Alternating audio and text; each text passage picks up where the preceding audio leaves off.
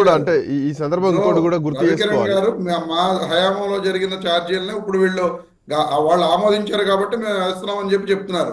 చంద్రబాబు నాయుడు గారు 2014 నుంచి 2019 మధ్య ఉండగా 20,000 కోట్లు ఇలాగే ట్రూ అప్ ఛార్జ్ చేసి ఆయన పెండింగ్ పెట్టి వెళ్ళిపోతే 2019-24 మధ్య జగన్ గారి ప్రభుత్వం భరించాల్సి వచ్చిందండి.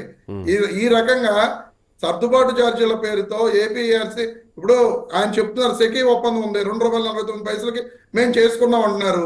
ఇప్పుడు అది రద్దు చేయడం కుదరదు, మళ్ళీ కోర్టులు తిడతాయి అంటున్నారు. కానీ కొన్ని దేశాల్లో పక్క రాష్ట్రాల్లో కూడా రద్దు చేసిన పరిస్థితులు మనం చూసాం. రద్దు చేస్తామని చెప్పి ఇప్పుడు 11,000 కోట్లు కోట్లు కట్టమన్నాయని చెప్తున్నారు. అక్కడ 11,000 కోట్ల రూపాయలతో పోయింది, లేకపోతే ఇంకా లక్షల కోట్ల రూపాయలు నష్టం వస్తుందని చెప్పి ఆ రోజున చేసుకున్న పీపీఏ అగ్రిమెంట్లని జగన్మోహన్ రెడ్డి గారు రద్దు చేయడం జరిగింది తప్ప 25 సంవత్సరాల పాటు చంద్రబాబు నాయుడు గారు ఎక్కువ రేటు తోటి కొన్నారనే ఉద్దేశంతో రద్దు చేయడం జరిగింది తప్ప జగన్మోహన్ రెడ్డి గారు దాంట్లో ఏదో తనకు డబ్బులు వస్తాయనో లేదా ఈ ప్రభుత్వం మీద ఏదో ఇదవుతుందనో చెప్పి సొంత లాభం కోసం రద్దు చేయలేదు. ప్రజలకు మంచి చేయడం కోసం ఆ పీపీఏ అగ్రిమెంట్ రద్దు చేశారు. కానీ రవికిరణ్ గారు చెప్పినట్లుగా ఎక్కడా కూడా జగన్మోహన్ రెడ్డి గారు స్వలాభం కోసమో లేకపోతే ఈ రాష్ట్ర ప్రజలకు ఇబ్బంది కలిగించాలనే ఉద్దేశంతో అయితే ఆయన రద్దు చేయలేదండి. అలాగే ఇక్కడ 2 పాయింట్స్ రమేష్ గారు, కారుమంచి రమేష్ గారు, మీరు పెంచుకుంటూ పోయారు, ప్రజలపైన భారం వేసుకుంటూ పోయారు. వీళ్ళు అంటే మీ హయాంలో పెరిగిన దాన్నే అది కంటిన్యూ అవుతుంది, ఈసారికి జరిగింది మళ్ళీ రిపీట్ కాదు. బట్ ఈ మధ్య క్రమంలో ఇన్వెస్ట్మెంట్లు పెట్టుబడులు వస్తున్నాయి, ఒక అభివృద్ధి దిశగా అడుగులు వేస్తున్నాం. సో కొన్ని కన్స్ట్రక్షన్ జరుగుతున్నాయి, పోలవరం నడుస్తోంది, రాజధాని నడుస్తోంది, కరెంట్ అనేది మాకు చాలా ముఖ్యం. సో మేము పెట్టుబడులు ఆకర్షిస్తున్నాం, కొన్ని కంపెనీస్ కూడా ఇప్పటికే వచ్చున్నాయి.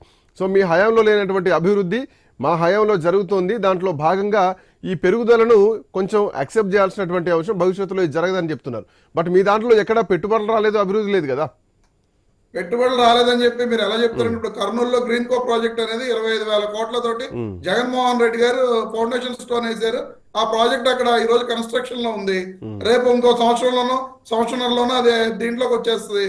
మరి అప్పుడు అది పెట్టుబడి మహాప్రభుత్వ హయాంలో మేము వేసిన ఫౌండేషన్ స్టోన్ తోటి స్టార్ట్ అయిన ప్రాజెక్టే కదండి. 1,000 కోట్ల పెట్టుబడులు వచ్చినాయి, ఎందుకు రాలేదని చెప్తారు వీళ్ళు? ఇప్పుడు పోర్ట్లు మేము కట్టాం, 4 పోర్ట్లు మేము స్టార్ట్ చేసాం. మచిలీపట్నం పోర్ట్ అయితే 80% కంప్లీట్ అయిపోయింది. Fishing harbours 10 fishing harbours Jaganmohan Reddy గారు మొదలుపెట్టి ఈ రకంగా మెడికల్ కాలేజెస్ ఇవన్నీ కూడా మరి ఇన్ఫ్రాస్ట్రక్చర్ ని రాష్ట్రంలో జగన్మోహన్ రెడ్డి గారు మొదలుపెట్టి డెవలప్ చేసినవే కదా. ఏ అభివృద్ధి జరగలేదు అనేది వీళ్ళు చెప్తున్న అబద్ధాలు తప్ప, ఒక రకమైన దుష్ప్రచారం జగన్మోహన్ రెడ్డి గారి ప్రభుత్వం మీద చేసుకుంటూ వెళ్ళారు తప్ప జగన్మోహన్ రెడ్డి గారు సంక్షేమం అభివృద్ధి అనే రెండూ కూడా చేసుకుంటూ వెళ్ళారు. ఇప్పుడు ఇందాక రవికిరణ్ గారు చెప్పిన మాటను మీరు ఏకీభవిస్తారా? ఇక భవిష్యత్తులో ఇక పెరగడాలనేటివి ఉండవు, సో ఇదే లాస్ట్ ప్రభుత్వ పాలన చూడండి అని చెప్పి ఖచ్చితంగా ఏకీభవించండి సార్. ఎందుకంటే భవిష్యత్తులో మీరే చూద్దరు కానీ పేద ప్రజలను వీళ్ళు ఎలా బాధపోతున్నారు. ఎందుకు అదితో రేపు రిజిస్ట్రేషన్ ఛార్జీలు మళ్ళీ జనవరి నుంచి పెంచబోతున్నారు. మరి రిజిస్ట్రేషన్ ఛార్జీలు అది బాధుడే కదా. వీళ్ళు చెబుతున్నట్లుగా ఇప్పుడు మేము తగ్గించడానికి కుదరదు అని చెప్పి చెబుతున్నారు వీళ్ళు. ఇప్పుడు మద్యం పాలసీ ఉంది, మద్యం పాలసీని టోటల్ పాలసీ మార్చి ప్రైవేట్ షాప్స్ టెండర్ల ద్వారా ఇచ్చి మద్యం రేట్లు వీళ్ళు తగ్గించారా లేదండి? అలా తగ్గించినప్పుడు గత ప్రభుత్వంలో ఏపీఆర్సీ నుంచి వచ్చిన దీన్ని వీళ్ళు పునరాలోచించి వీళ్ళు ఎందుకు రద్దు చేయకూడదు, రద్దు చేసి మేము ఈ ప్రభుత్వం వేయకూడదని చెప్పి గతంలో పేద ప్రజలకు హామీ ఇచ్చి ఉన్నాం.